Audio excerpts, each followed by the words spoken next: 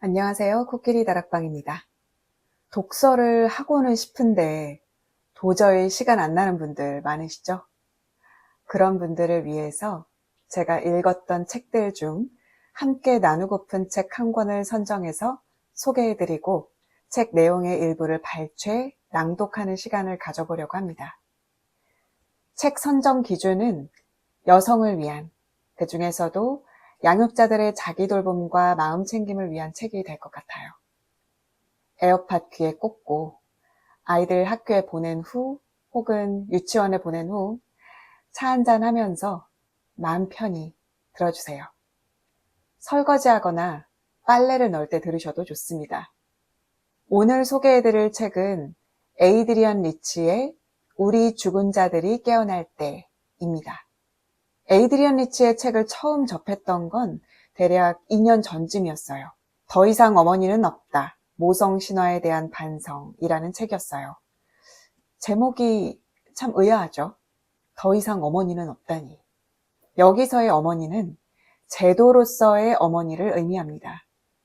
그렇다면 제도로서의 어머니는 또 뭘까요?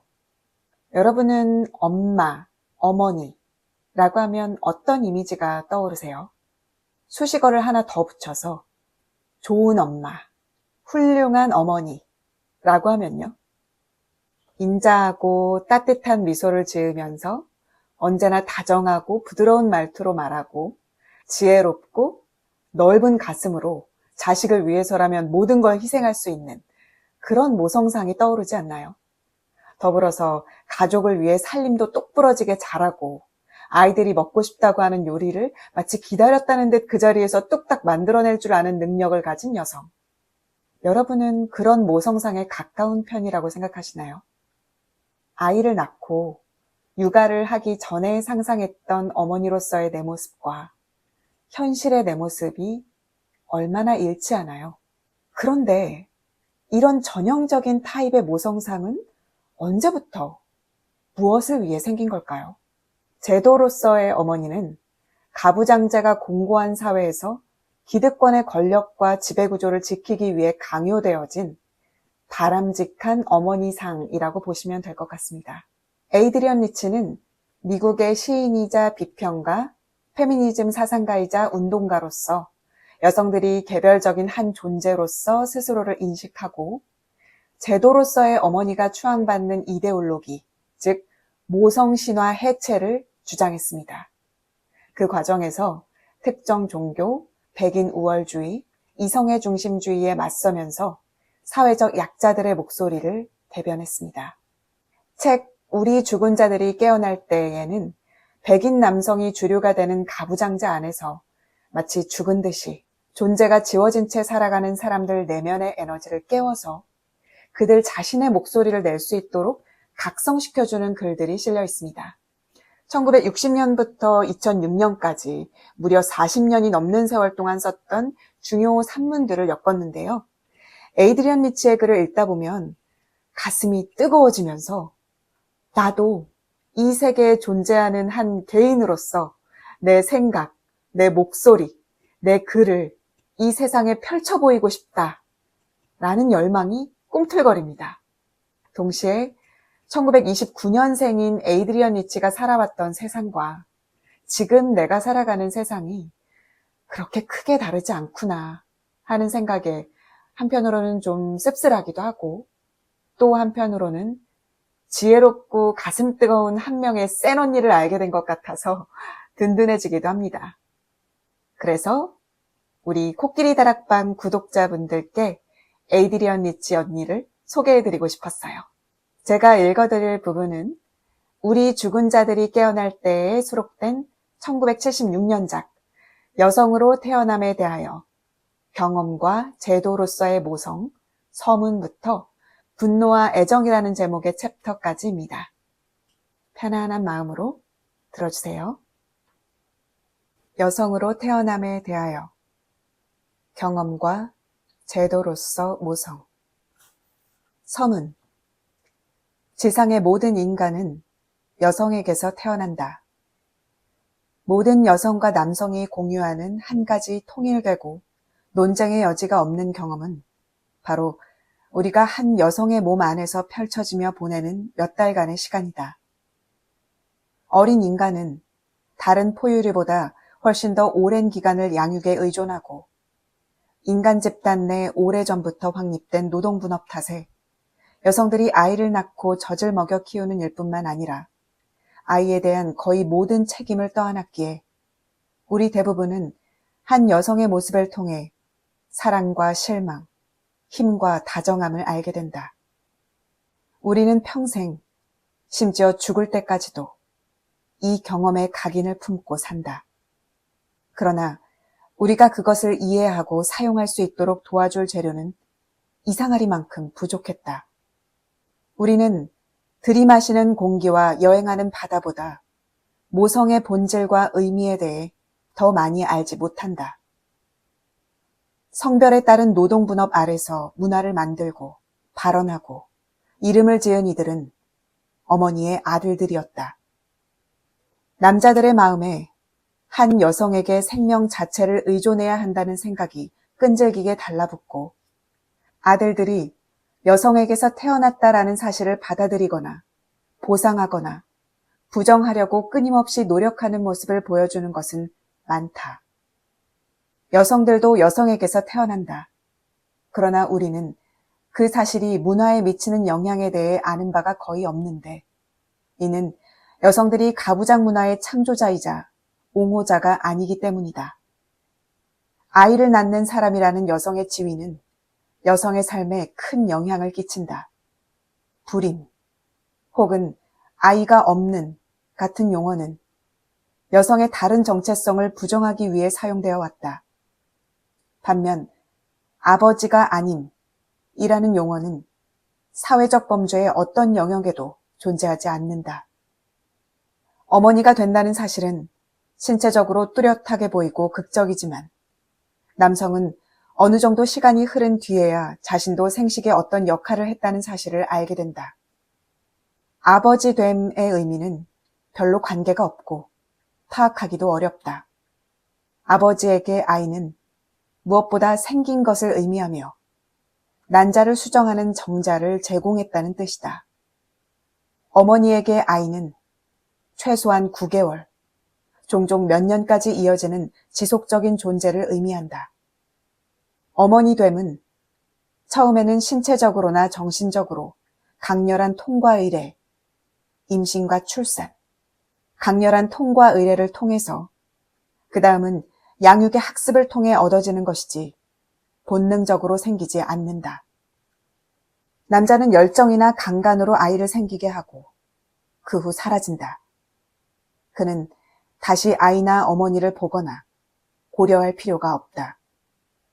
그런 환경에서 어머니는 일련의 고통스럽고 사회적으로 무거운 선택들, 즉 낙태, 자살, 영아 유기, 영아 살해, 사생아라는 이름이 붙은 아이의 양육 등 보통은 빈곤하고 언제나 법 밖에서 이루어지는 선택에 직면한다. 어떤 문화권에서 어머니는 친족에게 살해당할 위험에 직면하기도 한다.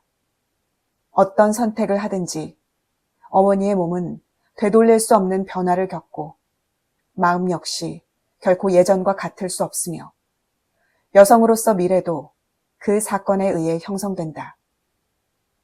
우리 대부분은 우리의 어머니들 혹은 사랑이나 필요나 돈 때문에 생물학적 어머니를 대신하는 여성들의 손에 자랐다. 역사를 통틀어 여성들은 서로의 아이들이 태어나고 자라는 과정을 도왔다. 대부분 여성은 자매로서, 숙모로서, 보모로서, 교사로서, 수양 어머니로서, 계모로서, 어린 것을 보살피고 애정을 준다는 의미에서 어머니들이었다. 부족 생활, 마을, 대가족, 어느 문화의 여성 관계망은 어머니 노릇을 하는 과정에 아주 젊은 여성, 아주 늙은 여성, 비혼 여성, 불임 여성을 포함했다. 심지어 어린 시절 아버지가 중요한 역할을 했던 사람들도 자신이 아팠을 때 아버지가 참을성 있게 곁을 지키며 보살폈던 기억이나 아버지가 먹이고 씻기는 허드렛 일을 한 기억을 간직한 사람은 거의 없다. 그보다 우리는 어떤 장면들, 모험들, 처벌들, 특별한 행사 등을 기억한다. 우리 대부분에게 여성은 우리 유년기 삶의 지속성과 안전성을, 그러나 거절과 거부도 함께 제공했고, 우리의 원초적인 감각, 최초의 사회적 경험도 한 여성의 손과 눈과 몸과 목소리와 연결되어 있다. 2. 나는 이 책 전반에서 모성의 두 가지 의미를 구분하고자 한다. 한 가지 의미가 다른 한 가지 의미 위에 덧붙여진 것으로, 하나는 여성의 재생산 능력과 아이들에 대한 잠재적 관계로서의 모성이고, 또 하나는 그 잠재성, 그리고 모든 여성을 남성의 통제 아래 확보하는 것이 목표인 제도로서의 모성이다. 바로 이 제도가 다양한 사회와 정치 체제의 핵심이었다. 제도로서의 모성은 인류의 반 이상이 자신의 삶에 영향을 미치는 결정을 스스로 내릴 수 없게 했고, 남자들을 진정한 의미의 아버지됨으로부터 면제해 주었다. 이 제도는 사적인 삶과 공적인 삶을 분리하는 위험한 짓도 저질렀다. 또 인간의 선택과 잠재력을 화석화했다. 이 제도가 빚어낸 가장 기본적이고 당황스러운 모순은 우리 여성들을 우리 몸 안에 가둠으로써 오히려 우리를 우리 몸으로부터 소외시킨 것이다. 역사상 어느 시기, 어느 문화에서나 어머니로서 여성이라는 개념은 모든 여성에게 존경심, 심지어 경외심을 부여하고 여자들에게 부족이나 민족의 생활에서 약간의 발언권을 주는 작용을 했다. 그러나 우리가 기록된 역사의 주류로 알고 있는 것의 대부분에서 제도로서의 모성은 여성의 잠재력을 고립시키고 하락시켰을 뿐이다. 어머니의 힘에는 두 가지 측면이 있는데, 하나는 인간의 생명을 낳고 기르는 생물학적 잠재력이나 능력이고, 또 하나는 여신 숭배 혹은 여성에게 통제당하고 압도당할지도 모른다는 두려움의 형태를 띤 남성이 여성에게 씌운 마력이다. 실제로 우리는 가부장제 이전 강력한 여성들의 손에 쥐어진 권력이 어떤 의미를 지녔는지 잘 알지 못한다. 그저 추측하고 열망하고 신화와 환상과 유추를 품어볼 뿐이다. 우리는 가부장제 아래 모성의 현장에서 어떻게 여성의 가능성이 말 그대로 학살당해 왔는지를 훨씬 더 많이 안다. 역사상 대부분 여성이 선택 없이 어머니가 되었고, 심지어 훨씬 더 많은 수가 생명을 낳다가 제 생명을 잃었다. 여성들은 우리 몸을 심하게 비난하면서 통제당한다. 초기 고전 에세이에서 수전 그리피는 강간은 일종의 집단 테러리즘이다. 강간 피해자가 무작위로 선택되기 때문이다. 그러나 남성 우월주의 선전자들은 피해 여성의 행실이 나빠서 잘못된 시간 또는 장소에 있어서, 즉 본질적으로 자유로운 척 행동했기 때문에 강간이 일어났다고 떠들어댄다. 강간의 공포 때문에 여성들은 밤거리를 다닐 수 없다. 집안에 갇혀버렸다. 여성들은 도발적으로 보일까 두려워 수동적이고 얌전히 군다. 라고 지적한다. 이후 그리핀의 분석을 발전시킨 수전 브라운 밀러는 강제적이고 계약적인 모성은 원래 다른 남성의 우발적인 폭력을 막아주는 보호자이자 소유자, 보호자 남성에게 여성이 지불하는 대가일 수 있다고 주장했다. 강간이 테러리즘이라면 모성은 징역살이었다. 그러나 꼭 그럴 필요는 없다. 이 책은 가족이나 어머니 역할을 향한 공격이 아니다. 단, 가부장자 아래에서 규정되고 제한된 것을 제외했을 때 말이다. 또한 정부가 통제하는 집단 체계의 아동 돌봄을 요구하는 것도 아니다. 가부장제에서 집단 아동 돌봄의 목적은 단 두 가지다. 첫째, 경제개발 중이거나 전쟁 중에 수많은 여성을 노동력으로 유입하려는 목적. 둘째, 미래 시민을 세뇌하려는 목적이다. 그동안 집단 아동 돌봄을 여성의 에너지를 주류 문화 속으로 흘려보낼 수단으로 삼거나 여성과 남성의 전형적인 성별 이미지를 바꾸려는 수단으로 삼으려고 생각한 적은 단 한 번도 없었다. 3. 나는 페미니즘 이론에서 모성이 매우 중요하지만 비교적 덜 탐구된 영역이기 때문에 모성에 관한 책을 쓰고 싶다고 생각해왔다. 정확히는 내가 이 주제를 선택한 게 아니라 오래전 이 주제가 나를 선택한 것이었다. 이 책은 나의 과거의 뿌리를 두고 있고 나의 유년기와 청년기, 부모와의 이별, 시인이라는 직업 등 여러 층위의 경험을 파헤치는 동안에도 여전히 묻혀있던 내 삶의 다른 부분들과 얽혀있다. 나는 결혼, 정신적인 이혼, 그리고 죽음의 지리를 통과해 이제 중년의 열린 마당에 들어섰다. 과거로 가는 모든 여행은 현혹과 잘못된 기억, 실제 사건의 잘못된 명명으로 복잡해진다. 그러나 오랫동안 나는 임신과 육아의 세월, 아이들이 내게 의존했던 삶으로 돌아가는 이 여행을 회피해왔다. 과거로 가는 여행은 오래전 해결하고 치워버렸다고 생각하고 싶었던 고통과 분노로 되돌아가는 것을 의미했기 때문이다. 아이들에 대한 나의 사랑을 아주 강렬하고 분명하게 느끼기 시작하면서 내게 가장 고통스럽고 이해 불가하며 불분명해 보이는 지층으로 금기로 에워싸여 있고 잘못된 이름들이 가득 묻혀있는 그 지층으로 감히 돌아갈 수 있겠다고 느끼기 시작하면서 비로소 모성에 관한 책을 쓸 수 있다고 생각했다.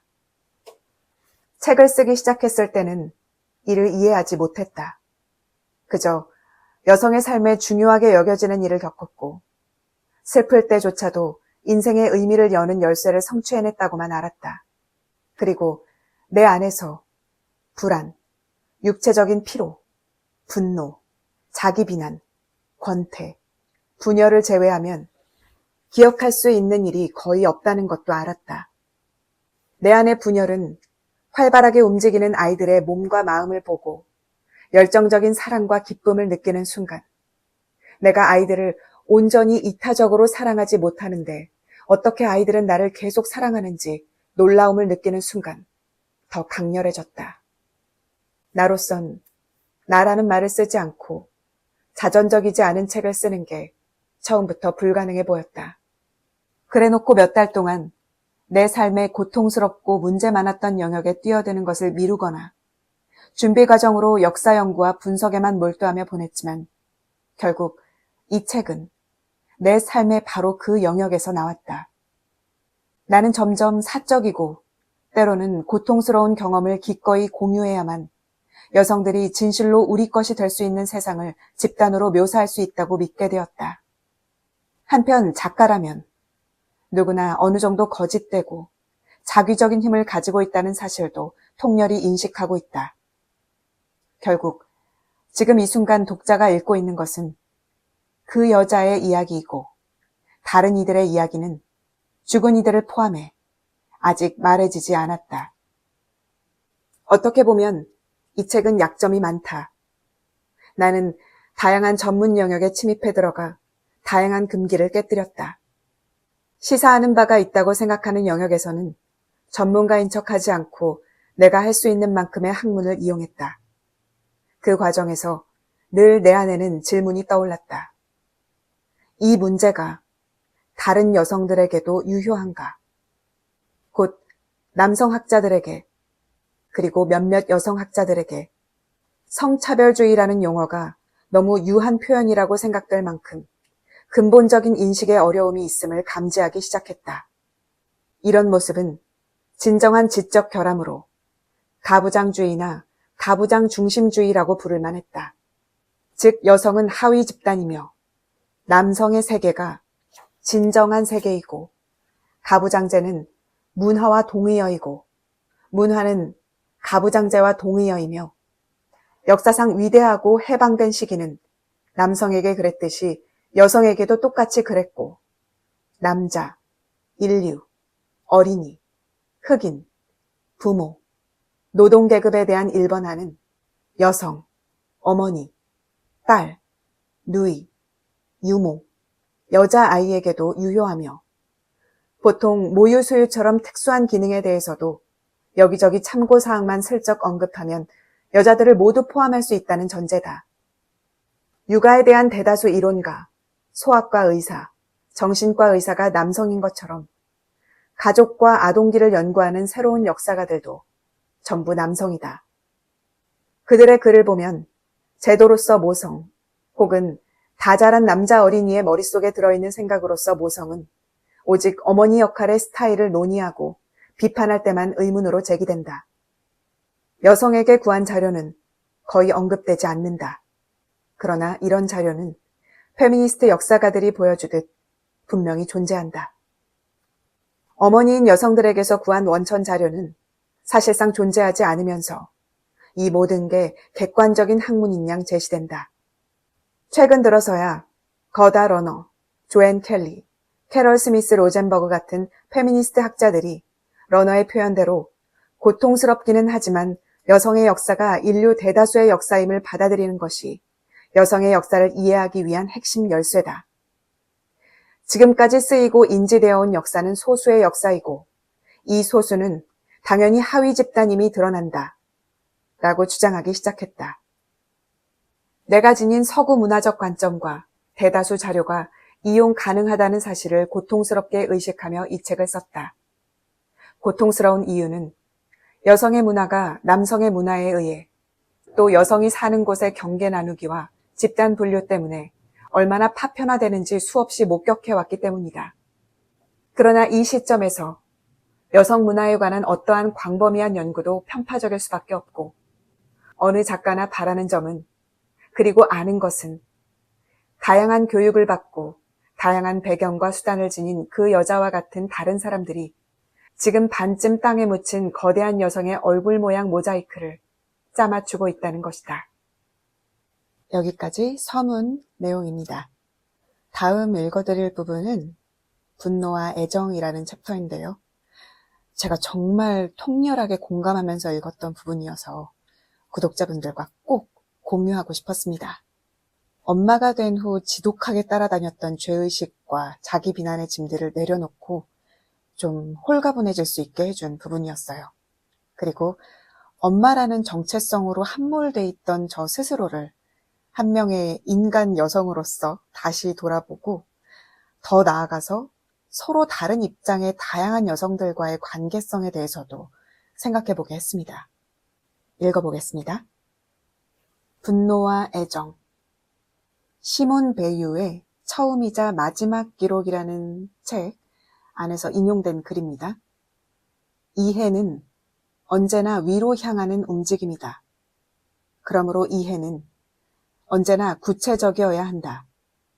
절대 동굴 밖으로 나가지 않는 사람이 있는가 하면 동굴에서 나오는 사람이 있다.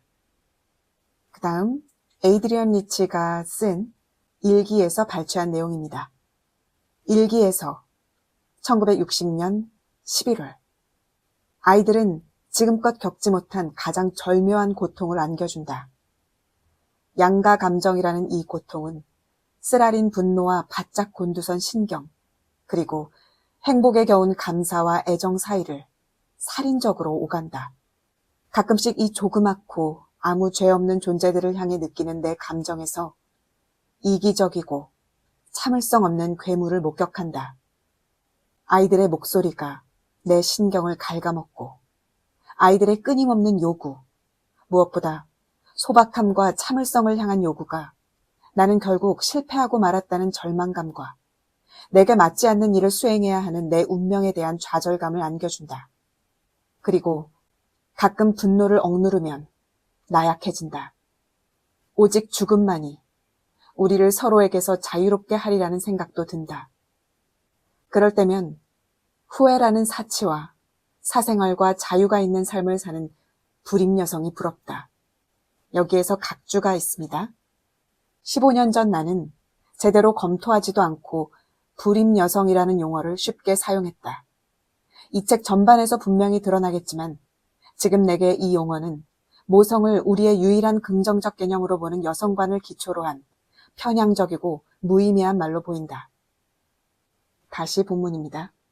그러나 또 어느 때에는 아이들의 무기력하고 매력적이며 거부할 수 없는 아름다움과 끊임없이 사랑하고 신뢰하는 능력과 그 성실함과 다정함, 남을 전혀 의식하지 않는 태도에 마음이 녹아내린다. 나는 아이들을 사랑한다. 그러나 내 고통은 바로 이 사랑의 거대함과 불가피성에서 비롯된다. 1961년 4월, 이따금 아이들을 향한 기쁨에 겨운 사랑이 나를 집어삼키면 이것으로 충분하지 않나 싶다. 끊임없이 변화하는 이 조그마한 생명체가 주는 미적인 만족감. 아무리 의존적이라 해도 사랑받고 있다는 느낌. 또 내가 그렇게 이상하고 잔소리가 심한 엄마는 아니라는 느낌. 사실 상당히 그런 편이지만 1965년 5월 아이와 함께 아이를 위해 아이 때문에 고통스럽다. 엄마로서 자기중심적으로 신경질적으로 때로는 무기력감을 느끼며 때로는 지혜를 터득한다는 환상에 빠져. 그러나 언제나 어디에서나 몸과 영혼 모두 그 아이와 함께한다. 그 아이도 한 덩어리의 일부분이기 때문에 사랑과 미움의 파도에 휩쓸린다. 심지어 아이의 어린 시절을 질투한다. 아이가 자라기를 희망하면서도 두려워한다. 아이의 존재에 낱낱이 매여 있으면서 책임감에서 벗어나길 갈망한다. 보호라는 기이하고 원시적인 반응. 누구라도 제 새끼를 공격하거나 비난할 때 새끼를 방어하는 짐승. 그러나 나보다 아이에게 더 혹독하게 대하는 사람도 없다. 1965년 9월, 분노의 나락. 아이에게 화를 내다니. 어떻게 해야 폭력은 흡수해버리고 오직 사랑만을 표현할 수 있을까? 분노의 고갈, 의지의 승리. 대가가 너무 크다. 정말 너무 크다. 1966년 3월, 어쩌면 나는 괴물, 반여성적인 괴물, 다른 사람에게는 있는 사랑과 모성과 기쁨이라는 평범하고도 매력적인 위안의 수단도 없이 끌려가는 괴물. 검증되지 않은 가설. 첫째, 타고난 엄마는 다른 정체성이 없는 사람. 온종일 어린아이들과 함께 지내는 것에서 주된 만족을 얻을 수 있고 아이들의 속도에 맞춰 살아가는 사람이다. 둘째, 어머니와 아이들이 가정에 함께 고립되는 것을 당연하게 여긴다. 셋째, 모성애는 말 그대로 이타적이며 마땅히 그래야 한다. 넷째, 아이들과 어머니는 서로에게 고통의 원인이다. 나는 무조건적인 사랑을 주는 전형적인 어머니상에 시달렸고 오직 하나의 정체성으로만 표현되는 모성의 시각적이고 문학적인 이미지에 시달렸다. 만약 내 안의 어떤 부분들이 그 이미지에 맞지 않는다는 것을 알게 된다면 그 부분들은 비정상의 괴물인 걸까? 이제 21살이 된 큰아들이 앞문단을 읽고 이렇게 말했다. 어머니는 늘 우리를 사랑해야 한다고 생각했던 것 같아요. 하지만 매 순간 상대방을 사랑하는 인간관계는 존재하지 않아요. 그렇다. 나는 아들에게 설명하려고 애썼다. 여성들은, 무엇보다 어머니들은 그런 식으로 사랑해야 한다고 여겨졌다고.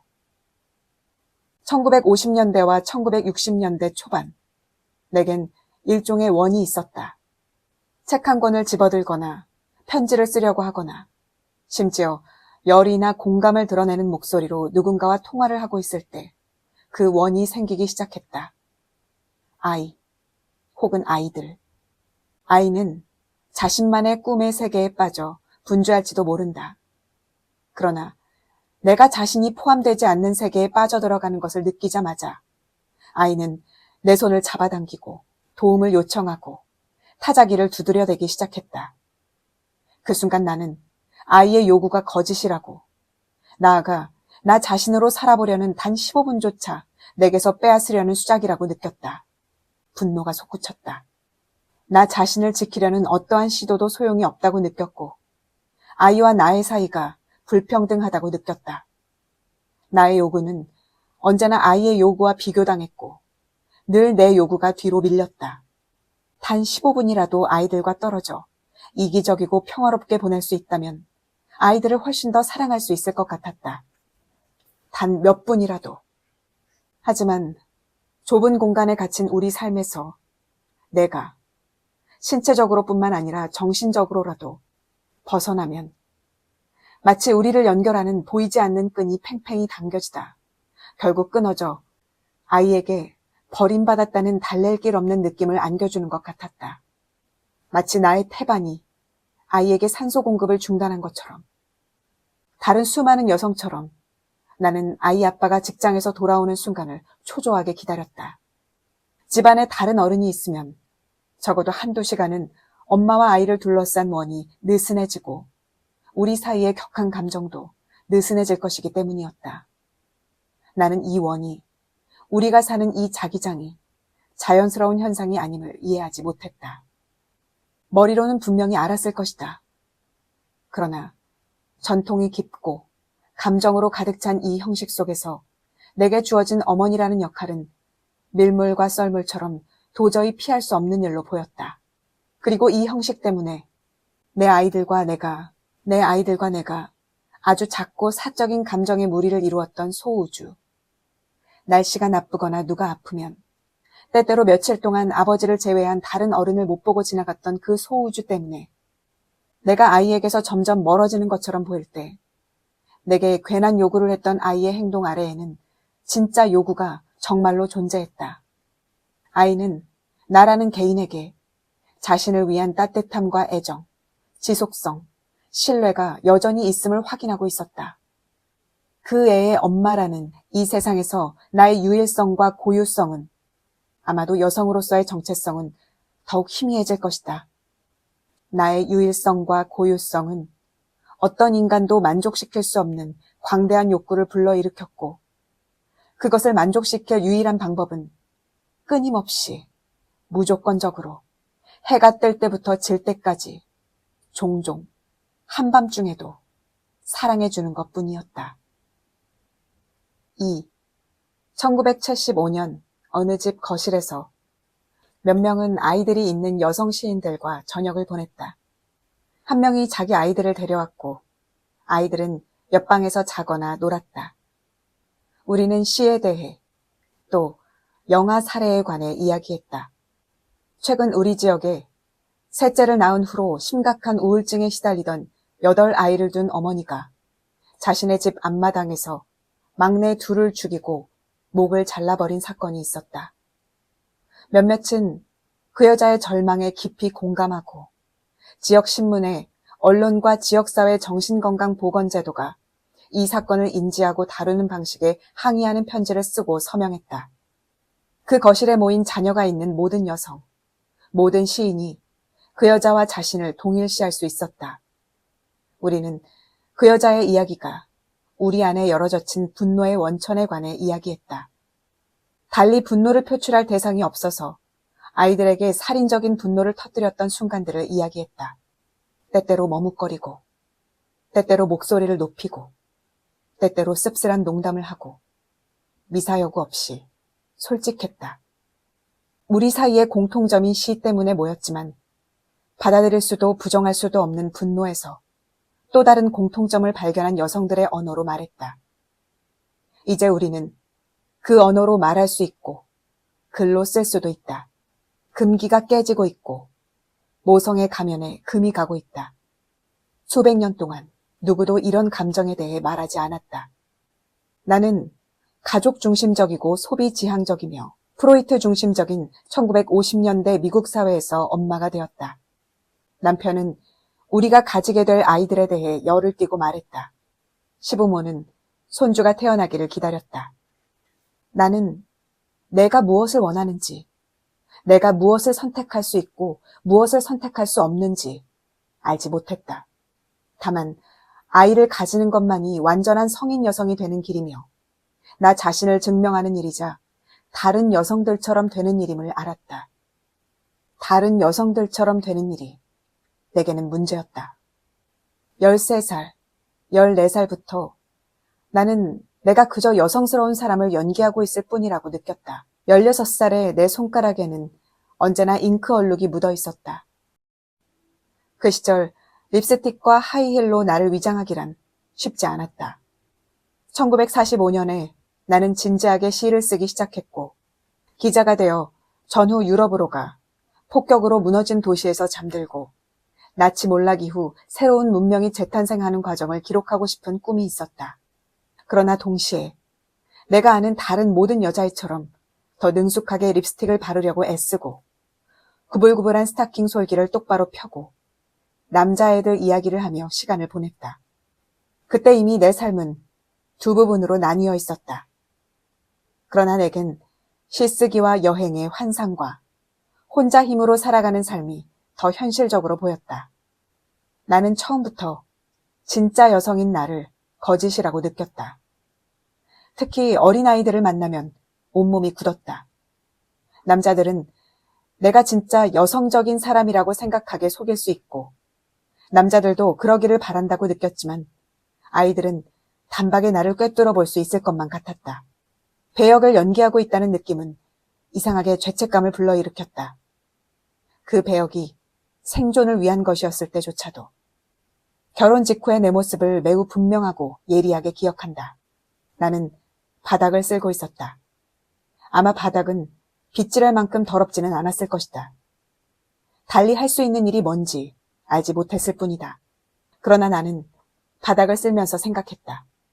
이제 나는 여자야. 이건 여자들이 아주 오래전부터 늘 해왔던 일이지. 나는 아주 오래된 형식, 너무 오래되어 의문의 여지도 없는 형식을 따르고 있다는 느낌이었다. 이건 여자들이 아주 오래전부터 늘 해왔던 일이지. 임신 사실이 눈에 띄게 분명해지자 성인기 이후 처음으로 죄책감이 사라졌다. 인정받았다는 느낌이 온몸을 감쌌다. 심지어 거리에서 만난 낯선 이들도 나를 인정해주는 것 같았다. 인정의 분위기는 마치 오라처럼 나를 따라다니며 모든 의심과 두려움, 의혹을 철저히 부인했다. 이건 여자들이 아주 오래전부터 늘 해왔던 일이지. 첫째 아들이 태어나기 이틀 전 발진이 돋았다. 잠정적으로 홍역이 의심된다는 진단을 받았고 전염병이었기에 병원에 입원해 진통이 오기를 기다렸다. 처음으로 상당히 의식적인 공포와 내 신체가 이런 식으로 아이를 제대로 품지 못했다라는 생각에 아직 태어나지도 않은 아이를 향해 죄책감을 느꼈다.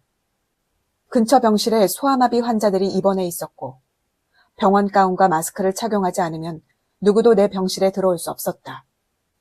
임신 기간에는 내가 내 상황을 어느 정도는 통제할 수 있다고 느꼈지만 이제 완전히 산부인과 의사에게 의존하고 있었다. 의사는 몸집이 거대하고 단호하고 가부장적인 남자로 낙관과 확신으로 가득 차 있었으며 내 뺨을 꼬집는 버릇이 있었다. 나는 임신 기간 내내 건강했지만 진정제를 맞거나 목류병에 걸린 사람 같기는 했다. 바느질 수업을 들으며 너무 볼품이 없고 재단도 엉망이라 절대로 입지 않을 인부복을 만들기도 했다. 아기 방에 달 커튼도 만들고 아기 옷도 모으며 몇 달 전에 내 모습을 가능한 한 많이 지원했다. 두 번째 시집이 인쇄 중이었지만 시쓰기를 중단하고 가정잡지나 육아에 관한 책만 읽었다. 세상이 나를 오직 임신한 여성으로만 여기는 것 같았고 나 자신도 그렇게 생각하는 편이 더 편하고 덜 불안했다. 아기가 태어난 후 홍역은 임신 알레르기로 진단받았다. 2년도 지나지 않아 나는 다시 임신했고 일기에 이렇게 썼다. 1956년 11월 임신 초기에 극심한 피로인지 아니면 보다 근본적인 문제인지 모르겠지만 최근 나는 시를 향해 쓰기와 읽기 모두 지루함과 무관심만을 느끼고 있다. 특히 내 시와 동시대 시인들의 시에 대해 그렇다. 원고 청탁을 받거나 누가 내 경력을 언급할 때면 글을 쓰거나 글을 썼던 그 사람에 대한 책임감과 관심을 모두 부정하고 싶은 강렬한 욕구가 솟구친다. 글쓰기 생활을 쉬어야 한다면 지금이야말로 적기다. 오랫동안 나 자신도 내 작품도 불만스러웠다. 내 남편은 섬세하고 다정한 남자로 아이들을 원했고 학계의 직업을 가진 50대 남자로서는 드물게 기꺼이 도와주려 했다. 그러나 이 도움은 너그러운 행동으로 이해되었고 가족 안에서 진짜 일은 그의 일, 그의 직장 생활이었다. 사실 이 사실은 몇 년간 우리 두 사람 사이에 문제가 되지도 않았다. 나는 작가로서 나의 몸부림이 일종의 사치이자 나만의 특이성이라고 생각했다. 내 일은 대개 돈이 되지 않았다. 일주일에 단 몇 시간이라도 글을 쓰기 위해 가사 도우미를 고용하면 심지어 돈이 더 들었다. 1958년 3월 나는 이렇게 썼다. 내가 무슨 부탁을 해도 남편은 들어주려고 노력한다. 그러나 언제나 내 편에서 먼저 말을 꺼내야 한다. 내가 느끼는 우울과 울컥 터지는 분노, 덫에 걸린 느낌을 남편이 나를 사랑하기 때문에 어쩔 수 없이 견뎌야 하는 짐으로 여겼다. 이렇게 무거운 짐을 안겨주었는데도 나를 사랑하는 남편이 고마웠다. 그러나 나는 내 인생에 초점을 맞추려고 애쓰고 있었다. 실제로 시를 포기한 적이 단 한 번도 없었고 내 존재를 스스로 통제하려는 노력도 단념하지 않았다. 아이들이 바글바글했던 케임브리지 다세대 주택 뒷마당에서의 삶, 끝이 없었던 빨래, 한밤중에 깨어나야 했던 시간들, 평화로운 순간이나 아이디어에 몰두하는 순간을 방해받았던 때, 젊은 아내들의 어이없는 만찬 파티, 일부는 석박사 학위도 있었지만 전부 진지하게 아이들의 안녕과 남편의 경력에 전념하며 보스턴 상류층의 안락을 재생산하고자 했고 프랑스 요리법과 조금도 힘들지 않은 척하는 가식이 주위에 감돌았다. 그리고 무엇보다 그 세계에는 여성을 대하는 태도에 진지함이 전혀 없었다. 당시에는 이 모든 것을 분석하지 못했지만 내 삶을 다시 만들어가야 한다는 것은 알았다. 우리 학계에 속한 여자들도 당시 중산층 사회의 다른 수많은 여성처럼 빅토리아 시대 유한계급 부인과 집안의 천사와 요리사, 하녀, 세탁부, 가정교사, 보모 역할을 전부 해내라는 기대를 받는다는 걸 이해하지 못했다.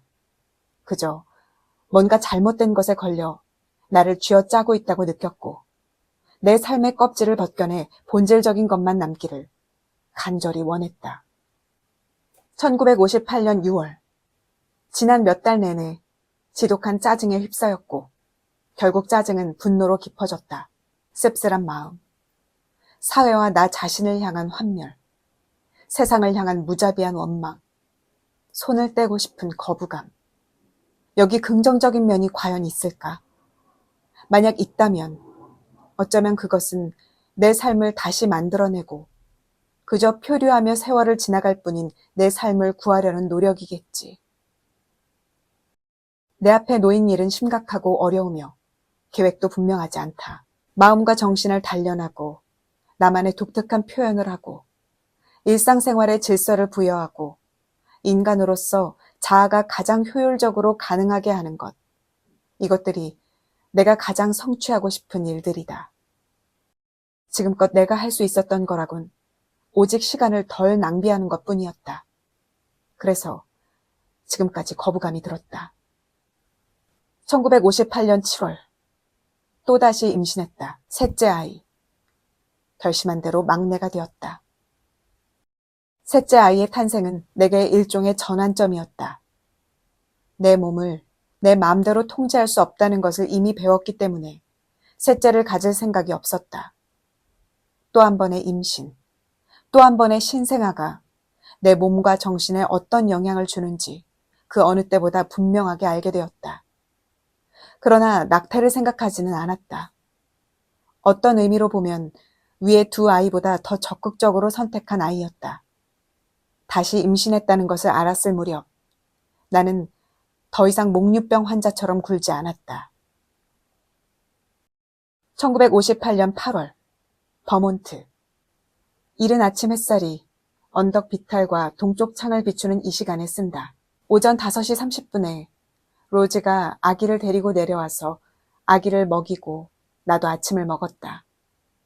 오늘은 끔찍한 정신적 우울과 육체적 탈진을 느끼지 않은 얼마 되지 않는 아침이었다. 스스로 인정해야 한다. 나는 더 이상 아이를 낳지 않기로 선택했다고. 머지않아 다시 자유로워질 것이고 더는 육체적으로 피로하지 않으며 지적이고 창의적인 삶을 추구할 수 있을 때가 오길 기다리고 있었다고. 내가 지금 발전할 수 있는 유일한 방법은 현재 삶에서 할 수 있는 정도보다 더 열심히, 더 꾸준히, 더 일관되게 일하는 것뿐이다. 아이가 또 생긴다면 이런 노력을 몇 년 뒤로 미룬다는 뜻이고 내 나이에 몇 년은 굉장히 중요하며 가볍게 날릴 수 있는 시간이 아니다. 하지만 뭐랄까, 자연의 힘이랄까, 인간이라는 존재의 운명을 긍정하는 것이랄까, 뭔가 불가피함이 이미 내 일부가 되어 있으며 그 불가피함은 싸워야 할 대상이 아니라 표류와 정체, 정신의 죽음에 대항할 또 다른 무기로 삼아야 한다는 생각이 든다. 왜냐하면 내가 정말로 두려워했던 죽음은 평생 사투를 벌여 겨우 힘겹게 세상에 내어놓은 나의 얼굴, 인정받을 만한 자율적인 자아, 시와 삶의 창조가 허물어지는 죽음이었기 때문이다. 더 노력해야 한다면 그렇게 할 것이다. 견디며 살아가야 할 절망이 더 남았다면 정확하게 예측하고 견뎌낼 것이다. 그 와중에도 이상하고 예기치 못한 방식으로 우리는 진심으로 아이의 탄생을 환영한다. 물론 셋째의 탄생을 나의 죽음을 예고하는 영장이 아니라 죽음에 대항할 또 다른 무기로 볼 수 있었던 것도 정신적 여유와 함께 경제적 여유가 있었기 때문이었다. 관절염이 불쑥 재발하기는 했지만 내 몸은 건강했고 산전관리도 잘 받았으며 영양 부족에 시달리지도 않았다. 내 아이들 모두 잘 먹고 잘 입고 신선한 공기를 마시며 살아갈 것을 알았다. 사실 그렇지 않을 거라는 생각을 해본 적이 없다. 그러나 물리적인 여유가 아닌 다른 의미에서 내가 내 삶을 위해 아이들의 삶을 통해서 아이들의 삶에 맞서 아이들의 삶과 함께 싸우고 있다는 것도 알았다. 그 밖에 다른 것은 내게 분명해 보이지 않았다. 나는 나 자신을 낳으려고 애쓰고 있었고 다소 암울하고 불투명한 방식이지만 그 과정에 임신과 출산까지 이용하기로 마음먹었다. 셋째가 태어나기 전 더는 아이들을 낳지 않기로 마음먹고 불임 수술을 받기로 했다. 여성의 몸에서 어떤 것을 제거하는 수술이 아니라서 배란과 생리는 계속된다.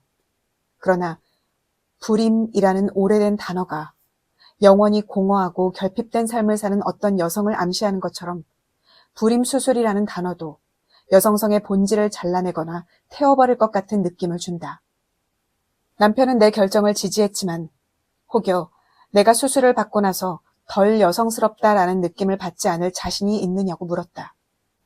수술을 받으려면 내가 이미 새 아이를 낳았으며 더는 아이를 가지지 않을 이유가 이러이러하니 수술을 승인해달라는 편지를 작성하고 남편의 서명을 받아 의사위원회에 보내야 했다. 나는 몇 년 동안 류머티즘 관절염을 앓고 있었기 때문에 판결을 맡은 남성 배심원들이 받아들일 만한 이유를 댈 수 있었다. 나 자신의 솔직한 판단은 아마 받아들여지지 않을 것이다. 아이가 태어나고 수술을 받고 24시간 후에 깨어났을 때 젊은 간호사가 내 차트를 들여다보더니 냉담하게 말했다. 난소 절제를 했군요. 그렇죠? 최초의 산하 제한 운동을 벌였던 마거릿 생어는 20세기 초 수백 명의 여성에게 피임법을 알려달라고 간청하는 편지를 받았다고 한다. 이 여성들은 모두 이미 낳은 아이들에게 더 좋은 엄마가 될 수 있게 건강과 힘을 얻고 싶고 임신의 공포 없이 남편과 육체적인 사랑을 나누고 싶다고 말했다. 엄마가 되기를 완전히 거부하거나 쉬운 삶을 원하는 사람은 단 한 명도 없었다. 대부분 가난한 10대였고 전부 몇 명의 아이들이 있었던 이 여성들은 그저 더 이상 가족이 원하는 만큼 제대로 봉사하고 아이를 기를 수 없을 것 같다고 느꼈다. 그러나 여성이 자신의 몸을 어떻게 사용할 것인가에 대한 최종 결정권을 가져야 한다고 주장하면 극심한 공포를 느끼는 사람들이 언제나 있어 왔고 지금도 그렇다. 마치 어머니의 고통, 여성의 기본적인 정체성을 어머니 역할로 보는 인식이 인간 사회의 감정적인 토대에 너무나 필수적인 나머지 그러한 고통과 정체성을 줄이거나 없애자는 주장은 가능한 모든 면에서 반박하고 싸워야 하며 의문을 제기하는 것조차 절대로 용납할 수 없다고 생각하는 것만 같다. 3. 군대를 위해 일하십니까? 베트남 전쟁 초기에 만난 어떤 프랑스 여성이 내게 아들이 셋 있다는 말을 듣자마자 한 말이다. 1965년 4월, 분노, 피로, 의기소침, 갑작스럽게 터지는 울음, 매 순간 영원히 충분하지 못할 거라는 느낌. 예를 들면 첫째 아이를 향한 나의 거부감과 분노, 나의 관능적인 생활, 평화주의, 성, 단지 육체적인 욕구가 아닌 넓은 의미의 성, 사이에 관계망이 존재한다는 생각에 온몸이 마비된다. 상호 연결성을 내가 직접 볼 수 있고 유효성을 입증할 수만 있다면 나는 다시 명쾌하고 열정적인 나로 돌아갈 수 있을 것이다. 그러나 나는 어두컴컴한 거미줄 사이를 더듬거리고 있을 뿐이다. 울고 또 운다. 이 무력감이 마치 암세포처럼 내 존재 전체에 퍼진다. 1965년 8월 오전 3시 30분 내 삶에 더욱 단단한 규율을 마련하기 위해 반드시 해야 할 일. 맹목적인 분노는 무용함을 인정하자. 사교를 제한하자. 일과 고독을 위해 아이들이 학교에 가 있는 시간을 더 잘 쓰자. 나만의 생활 방식에 집중하자. 낭비를 줄이자. 더욱더 열심히 시에 매진하자. 가끔 이런 질문을 받는다. 아이들에 관한 시를 쓰지는 않나요? 내 세대 남성 시인들은 자기 아이들, 특히 딸에 관한 시를 쓴다. 내게 시는 누군가의 엄마가 아닌 나 자신으로 존재하는 공간이다. 내게 나쁜 순간과 좋은 순간은 분리할 수가 없다. 아이들 각자에게 젖을 물릴 때 내 눈을 향해 환히 열린 아이의 두 눈을 보고 우리는 입과 가슴만이 아니라 서로의 시선, 그 검푸른 눈동자의 깊이와 차분함, 열정, 온전히 집중한 눈빛을 통해 서로 단단히 묶여있음을 깨달았던 때가 떠오른다. 중독된 것처럼 먹을 때의 죄책감 섞인 기쁨을 제외하곤 그 어떤 신체적인 기쁨도 느끼지 못했을 때 아이들이 젖으로 가득 차오른 내 가슴을 빨 때 느꼈던 신체적인 기쁨을 기억한다. 둘 중 누구도 선택하지 않았던 갈등과 전투의 감각을 기억한다. 원하건 원치 않건 우리는 끊임없이 자신의 의지를 겨루는 싸움에서 관찰자이자 동시에 참가자였다. 이것이 내겐 7살이 안 된 아이 셋을 키우는 일의 의미였다. 하지만 아이들의 개별적인 몸, 그 호리호리하고 마르고 부드러우면서 우아한 몸을 남성의 몸은 견고해야 한다는 것을 아직 배우지 않은 어린 소년의 아름다움 역시 기억한다. 어떤 이유였는지 나 혼자 화장실에 갈 수 있었던 평화로운 순간을 기억한다.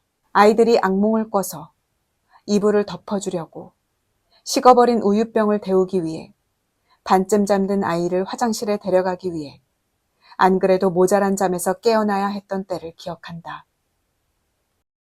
말짱이 잠에서 깨어 분노로 날카로워져서 토막난 잠 때문에 다음날이 지옥이 될 것이며 그러면 아이는 악몽을 더 많이 꾸게 되고 나는 아이를 더 위로해 주어야 하고 결국 나도 지쳐서 아이는 이해할 수 없는 이유로 아이에게 분노를 표출하게 될 것을 알고 다시 침대로 돌아오곤 했던 때를 기억한다. 다시는 꿈을 꿀 수 없겠다고 생각했던 일이 기억난다. 몇 년 동안 꿈을 꾸는 잠이 허락되지 않는 젊은 엄마들의 무의식은 과연 어디에서 그 메시지를 처리하는 걸까? 나는 여러 해 동안 아이들이 10살이 될 때까지의 기간을 되돌아보는 것을 회피했다. 그 시기 사진을 보면 인부복을 입거나 반쯤 벗은 아기에게 몸을 숙인 젊은 여성이 웃고 있다. 여자는 점점 웃지 않고 냉담하고 반쯤 우울한 얼굴을 하고 있다. 뭔가 다른 것에 귀를 기울이는 사람 같다. 아이들이 자랄수록 나는 내 삶을 바꾸기 시작했고, 우리는 동등하게 대화를 나누기 시작했다.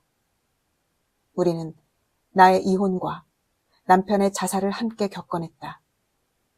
우리 네 사람은 생존자가 되었고, 각자 개별적인 존재로서 강한 유대감으로 서로 연결되었다.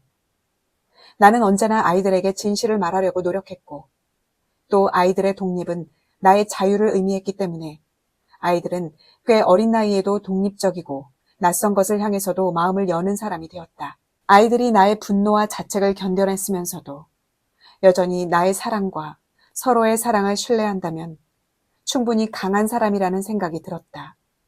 아이들의 삶은 쉽지 않았고 앞으로도 쉽지 않겠지만 그들의 존재 자체가 그 생명력과 유머, 지성, 다정함, 삶을 향한 사랑, 여기저기 흩어져 살지만 내게로 흘러들어오는 개별적인 삶의 흐름이 내게는 전부 선물 같다. 어떻게 우리가 전쟁 같았던 아이들의 어린 시절과 전쟁 같았던 나의 어머니 시절을 스스로에 대한 인정과 서로에 대한 상호 인정으로 바꾸어냈는지 모르겠다. 아마도 그 상호 인정은 사회적 환경과 전통적인 환경을 덧쓰고 어머니와 젖을 먹는 아기가 처음 시선을 마주치던 순간부터 이미 존재했을지도 모른다. 그러나 나는 오랫동안 누구의 엄마도 되지 않겠다고 생각했던 때가 있었다. 나 자신의 욕구를 날카롭게 느꼈고 그 욕구를 격렬하게 표현하는 일이 잦았기 때문이다. 나는 칼리이자 메데이아이자 제 새끼를 집어삼키는 암퇴지였고 여성성에서 도망치는 여성스럽지 않은 여성이었고 니체가 말하는 괴물이었다. 요즘도 나는 옛날 일기를 읽거나 과거를 떠올리면 슬픔과 분노를 느낀다. 그러나 그 대상은 더 이상 나와 아이들이 아니다. 그 시절 나 자신을 소모했던 게 슬프고 엄마와 아이 사이의 관계가 훼손되고 조작되었던 것에 분노한다. 그리고 이러한 슬픔과 분노는 사랑의 커다란 원천이자 경험이다. 1970년대 어느 이른 봄날 거리에서 젊은 여성 친구를 만났다. 그는 아주 작은 아기를 화사한 면 슬링에 싸서 품에 안고 있었다. 아기 얼굴이 그의 블라우스에 파묻혔고 조그만 손이 옷을 꼭 움켜쥐고 있었다. 몇 살이에요? 내가 물었다. 이제 2주일 되었어요. 아기 엄마가 말했다. 놀랍게도 나는 그 작은 생명을 내 몸으로 꼭 끌어안고 싶다는 강렬한 열망을 느꼈다. 아기는 엄마의 가슴 사이에 매달려 웅크린 채 잠들어 있었다. 마치 엄마의 자궁 속에 웅크려 있었던 것처럼 젊은 엄마는 이미 3살 아기가 있었다. 젊은 엄마는 이토록 흠결 하나 없는 완벽한 새 생명을 얻었다는 순수한 기쁨을 얼마나 빨리 잊게 되는지에 대해 이야기했다. 그와 헤어지며 나는 추억과 부러움에 흠뻑 젖어들었다. 그러나 나는 다른 일들도 안다.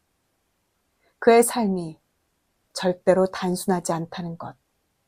그는 지금도 다른 사람의 삶의 속도에 맞춰 아기의 규칙적인 울음뿐만 아니라 3살 아이의 요구와 남편 문제까지 살아가고 있다는 것을. 내가 사는 건물의 여자들은 여전히 혼자서 아이들을 키우고 매일 개별 가족 단위 안에서 빨래하고 공원에 세발 자전거를 몰고 가고 남편이 집에 돌아오기를 기다리며 살아간다. 아기를 봐주는 수영장과 놀이방이 있고 주말이면 아빠들이 유아차를 밀기는 하지만 여전히 육아는 개별적인 여성의 개별적인 책임이다.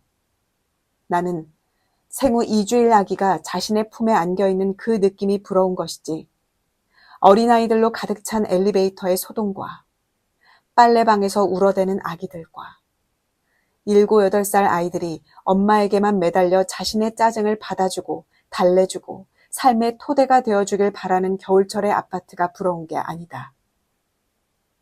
4. 그러나 누군가는 이러한 고통과 기쁨, 좌절과 성취가 서로 섞여 들어가는 것이 바로 인간의 조건이라고 말할 것이다. 15년 전 혹은 18년 전이었다면 나도 같은 말을 했을 것이다. 그러나 가부장제 안에서 모성은 강간과 성매매와 노예제도와 마찬가지로 인간의 조건이 아니다.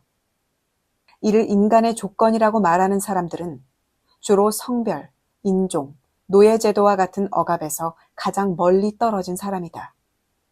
모성은 정복과 농노제, 전쟁과 조약, 탐험과 제국주의의 역사에서는 언급되지 않는 역사와 이데올로기가 있다. 모성은 부족주의나 국가주의보다 더 근본적이다.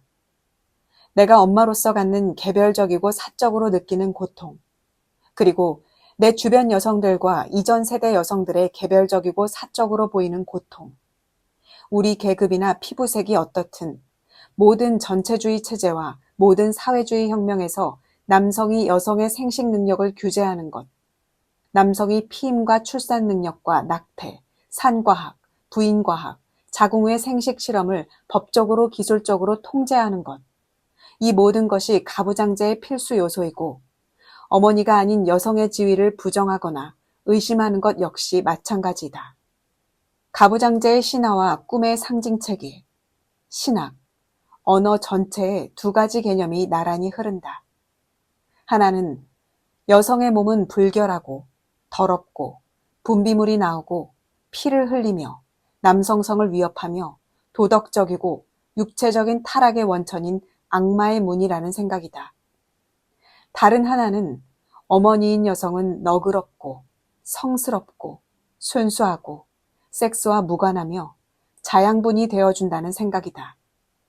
어머니가 될 수 있는 신체적인 잠재성, 피를 흘리고 신비로운 그 몸과 정확히 같은 몸, 신체적인 잠재성은 여성의 삶에 존재하는 유일한 목표이자 명분이다. 이 두 가지 생각은 여성 안에 깊이 내면화되어 왔고 심지어 가장 자유로운 삶을 이끌어가는 것처럼 보이는 가장 독립적인 우리조차 예외가 아니다. 이 두 가지 상반된 개념을 순수하게 유지하기 위해 남성적인 상상력은 여성을 선과 악, 가임과 불임, 순수와 불결이라는 양극단으로 나누어야 했고 우리 여성을 둘로 가르고 우리 스스로도 그렇게 나누어 보도록 해야 했다. 빅토리아 시대의 천사 같은 무성적인 아내와 빅토리아 시대의 매춘부는 이 이중적인 사고가 만들어낸 제도였으며 실제 여성의 관능성과는 아무런 상관이 없고 오직 여성에 대한 남성의 주관적인 경험과 상관이 있을 뿐이다. 이런 식의 사고방식이 가져오는 정치적, 경제적 편의는 성차별과 인종차별이 하나가 되는 곳에서 가장 극적이고 뻔뻔스럽게 발견된다. 사회사학자 A.W. 캘훈에 의하면 당시 가장 귀하게 여겨졌던 흑백 혼혈 물라토 노예를 더 많이 만들어내려는 의도로 백인 농장주의 아들들은 흑인 여성들을 강간하도록 장려받았다. 캘훈은 여성을 주제로 글을 썼던 19세기 중반 남부 작가 두 사람의 글을 인용한다. 인용글입니다. 노예제도에서 인종과 관련해 백인이 부담하는 가장 무거운 짐은 아프리카계 여성의 성적 본능이 매우 강하며 성관계에 있어서 아무런 양심의 가책을 느끼지 않는다는 점이다.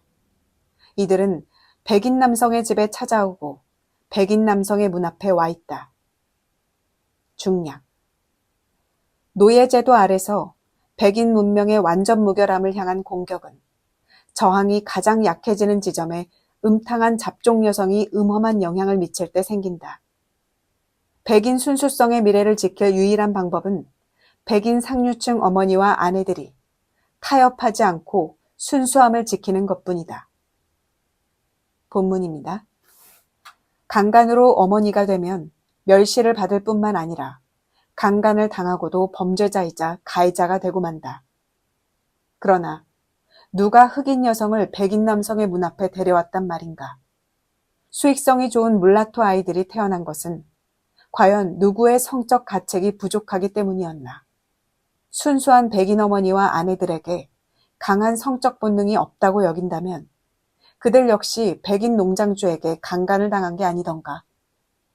다른 지역과 마찬가지로 미국 남부도 경제적인 이유로 아이들을 낳았으므로 흑인이든 백인이든 어머니들은 전부 이 같은 목적을 위한 수단이었다. 순수한 여성도, 음탕한 여성도, 이른바 정부나 노예 여성도, 자신을 번식용 동물로 격화시켰다는 이유로 칭찬을 받는 여성도, 노처녀나 레즈비언이라고 경멸당하고 벌을 받는 여성도, 전부 여성 신체의 파괴, 그로 인한 여성 정신의 파괴, 여성 신체의 파괴로 진정한 자율이나 자아를 얻지 못했다. 그러나 권력이 없는 이들에게는 오직 단기적인 이점만 보이기 때문에 우리 역시 이러한 파괴를 지속하는 역할을 맡아왔다. 5. 육아와 심리학 관련 문헌 대부분은 개인화로 가는 과정이 본질상 아이의 드라마이며 이 드라마는 좋거나 나쁘거나 양쪽 혹은 한쪽 부모를 배경으로 함께 펼쳐진다고 전제한다. 당신 아는 나 역시 그 부모 중 한 사람이고 어머니라는 사실을 깨닫지 못했고 나조차 아직 제대로 창조되지 못한 상태라고만 알고 있었다. 내가 읽은 지침서마다 등장하는 침착하고 확신에 차 있으며 양가감정 같은 건 모르는 여성은 마치 우주비행사처럼 나와는 완전히 다른 사람으로 보였다. 그 어떤 것도 내가 내 몸에 품고 다니다가 지금은 내 팔로 안고 내 가슴으로 젖을 먹이는 생명체와 나 사이에 이미 존재하는 강렬한 관계를 미리 대비해주지 않았다. 임신기간과 수유기간 내내 여성은 느긋하고 평온한 성모 마리아의 모습을 본받으라고 종용당한다. 누구도 첫 아이를 가졌을 때의 정신적 위기와 오랫동안 묻어왔지만 다시금 떠오르는 자기 어머니에 관한 감정, 힘과 힘없음이 뒤섞인 감각, 한편으로는 다 빼앗긴 것 같으면서 다른 한편으로는 새로운 신체적 정신적 잠재력에 닿은 느낌, 신났다가 황망했다가 다시 기진맥진해지는 고양된 감수성에 대해 말해주지 않았다. 누구도 이토록 작고 의존적으로 내게 안겨있는 나의 일부이면서 동시에 일부가 아닌 이 생명체를 향한 낯선 끌림에 대해 사랑에 빠진 지 얼마 되지 않았을 때 한결같이 압도적으로 끌리는 기분 같은 그런 낯선 끌림에 대해 말해주지 않았다. 아이를 돌보는 엄마는 처음부터 끊임없이 변화하는 대화에 참여한다. 아이의 울음소리를 듣고 젖이 도는 것을 느낄 때나 아이가 처음 젖을 빨 때 자궁이 수축하며 원래 크기로 돌아갈 때 이후 아이의 입이 젖꼭지를 쓰다듬어 한때 아이가 누워있던 자궁에 관능의 파도가 몰아칠 때 아이가 자면서도 가슴의 냄새를 맡고 젖꼭지를 더듬어 찾을 때 그런 순간마다 엄마는 점점 구체화된다. 아이는 반응하는 엄마의 몸짓과 표현을 통해 처음으로 자신의 존재를 감지한다.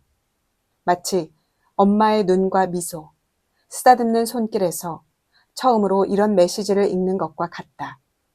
너 여기 있구나. 그리고 엄마 역시 자신의 존재를 새롭게 발견한다. 엄마는 가장 세속적이고 가장 눈에 보이지 않는 끈으로 이 다른 존재와 연결된다. 오래전 아기 때, 자신의 어머니와 연결되었던 때를 제외하곤 누구와도 이렇게 연결되었던 적이 없다.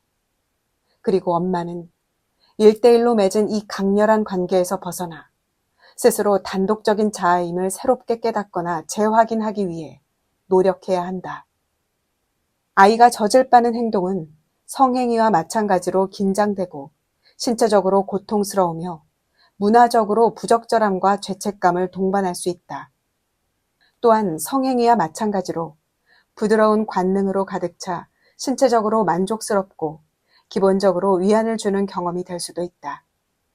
그러나 연인이 섹스 후에 서로 떨어져 개별적인 개인으로 돌아가야 하듯이 엄마 역시 아이에게 젖을 그만 물리고 아이 또한 엄마에게서 젖을 떼야 할 때가 온다. 육아 심리학에서는 아이를 위해 아이를 놔주어야 한다고 강조한다. 그러나 엄마는 자신을 위해서도 그래야 하며 어쩌면 아이보다 자신을 위해서 그래야 한다. 특별한 한 아이 혹은 여러 아이와 강렬한 상호관계를 맺는다는 면에서 모성은 여성이 겪는 과정의 일부분일 뿐 영원한 정체성은 아니다. 40대 중반의 주부는 농담처럼 이렇게 말할지도 모른다. 실직자가 된 기분이에요. 그러나 사회의 시선으로 보면 한때의 엄마였던 우리가 영원히 엄마가 아니라면 우리는 과연 누구인가? 아이를 놔주는 과정은 그렇게 하지 않으면 비난을 받지만 가부장제 문화를 거스르는 반역 행위다. 그러나 아이를 놔주는 것만으로는 부족하다. 우리에겐 다시 돌아갈 자신이 필요하다. 아이를 낳고 키우는 일은 가부장제와 심리학이 결탁해 여성성의 개념으로 만들어버린 일을 수행하는 것이다. 하지만 아주 강력한 방식으로 자신의 신체와 감정을 경험하는 일이기도 하다. 우리는 육체와 신체의 변화뿐만 아니라 성격의 변화도 느낀다. 종종 자기 절제와 자신을 불로지지는 고통스러운 행위를 통해 우리 안에 내재했다라고 여겨지는 자질들을, 즉 인내심과 자기 희생과 한 인간을 사회화하기 위해 사소하고 틀에 박힌 일을 끊임없이 반복하는 의지 등을 습득한다. 또한 놀랍게도 우리가 알았던 그 어느 감정보다 더 강렬하고 격한 사랑과 폭력이 넘쳐 흐르는 것을 느낀다. 유명한 평화주의자이자 엄마인 한 여성이 최근 연단에서 이렇게 말했다. 누구라도 내 아이에게 손을 대면 죽여버릴 겁니다. 이런 비슷한 경험들은 쉽게 치워버릴 수가 없다. 육아의 끊임없는 요구에 이를 악무는 여성들이 아이가 자라 점점 독립해 간다는 사실을 인정하기 어려워하는 것도 별로 놀랍지 않다. 엄마들은 여전히 집에 머물러야 하고 경계태세를 갖춘 채 언제라도 자신을 필요로 하는 다급한 소리가 들려오는지 귀를 기울여야 한다고 느낀다. 아이들은 부드러운 상승곡선을 그리면서 자라는 게 아니라 변덕스러운 날씨처럼 이런저런 요구를 하며 들쭉날쭉하게 자란다. 문화적 규범은 8살이나 10살이 된 아이가 언제 어떤 식으로 젠더를 드러낼지, 응급 상황과 외로움, 고통, 배고픔을 만났을 때 어떻게 대처할지 결정하는 데는 놀랍게도 아무런 영향을 미치지 못한다. 인간은 사춘기라는 미로를 맞이하기 훨씬 전에도 절대로 직선으로 자라지 않는다는 사실을 끊임없이 깨닫는다. 6살 인간도 인간이기 때문이다. 부족이나 봉건 사회에서는 6살 아이에게도 진지한 의무를 줬다. 우리 사회에는 그런 의무가 없다. 그러나 아이들과 집에 있는 여성 또한 진지한 일을 하고 있다고 여기지 않는다. 여성은 그저 모성 본능에 따라 행동하고 남성은 절대로 하지 않을 허드렛 일을 하고 대체로 자신이 하는 일의 의미를 비판하면 안 된다. 그래서 아이와 엄마는 똑같이 같이 하락을 당한다. 오직 유급 노동을 하는 성인 남성과 여성만이 생산적으로 여겨지기 때문이다. 엄마와 아이 사이의 권력관계는 그저 가부장제 사회의 권력관계를 반영한다. 너에게 어떤 일이 좋은지는 내가 잘 아니까 너는 내가 하라는 대로 해. 라는 말은 너를 그렇게 시킬 수 있으니까 너는 내가 하라는 대로 해. 라는 말과 구별하기 어렵다. 권력이 없는 여성은 언제나 어머니 역할을 권력을 향한 인간적인 의지를 위한 수단으로 세상이 자신에게 부여한 요구를 세상에 다시 돌려줄 좁지만 깊은 통로로 이용해왔다. 아이를 씻기려고 팔을 붙잡아 끌고 가고 싫어하는 음식을 한 입만 더 먹으라고 구슬리고 협박하고 뇌물을 주는 것에는 좋은 엄마 노릇이라는 문화적 전통에 따라 아이를 키우는 일을 넘어선 뭔가가 있다.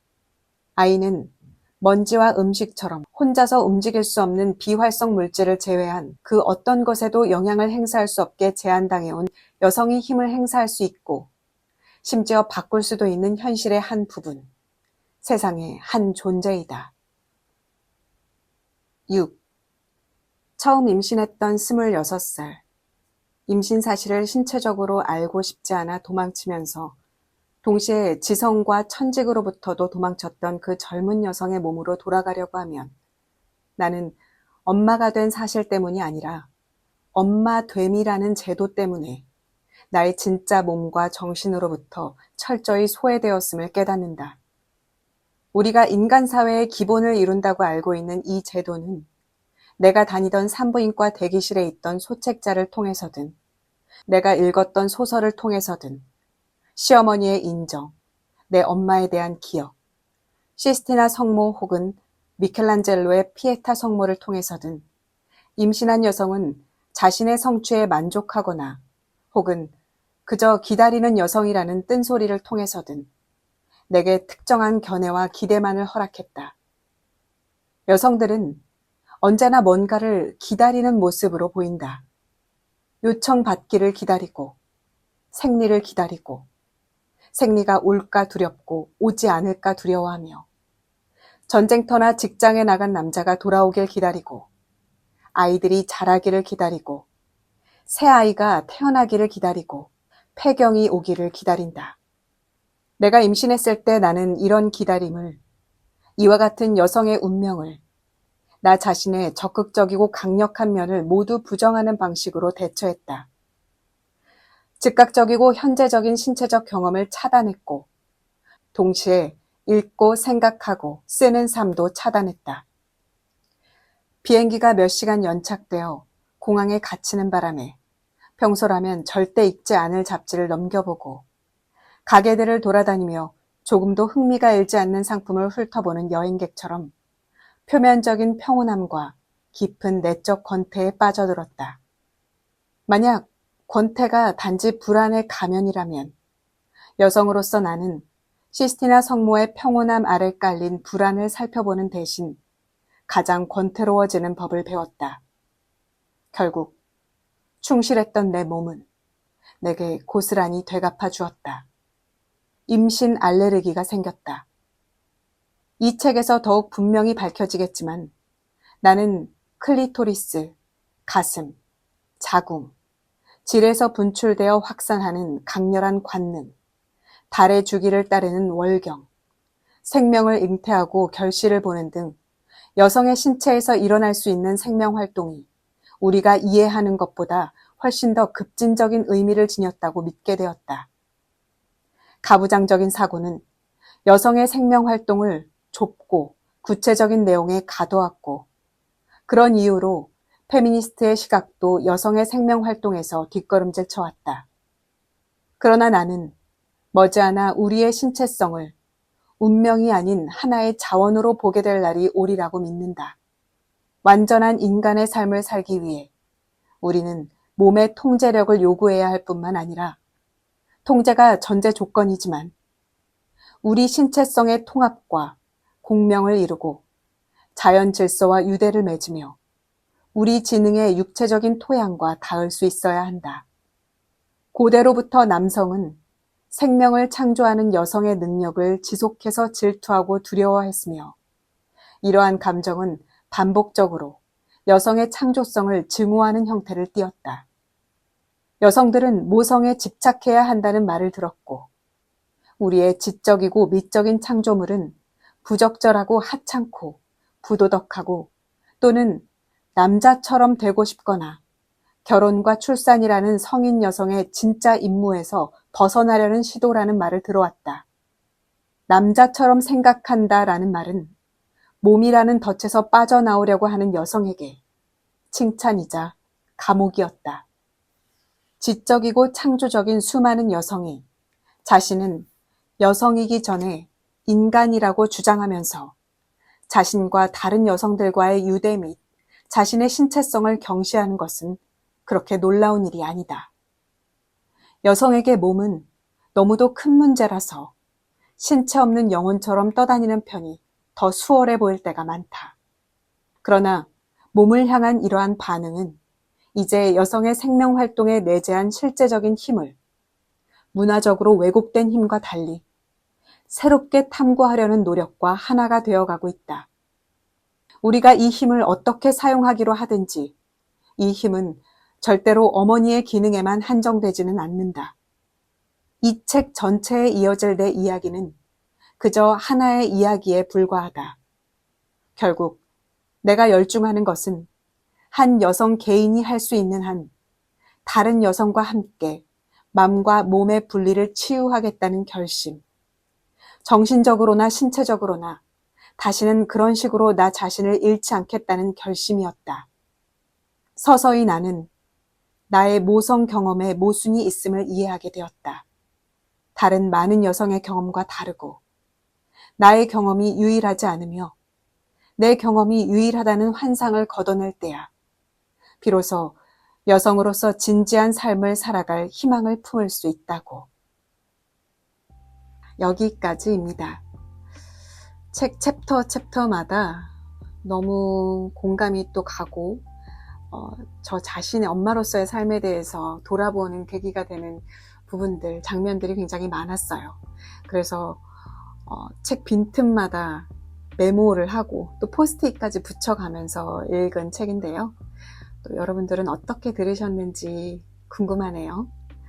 느끼신 바가 있다면 또 어떤 통찰이 일어났다면 댓글로 달아주시면 함께 공유하고 공명하는데 도움이 될 것 같습니다.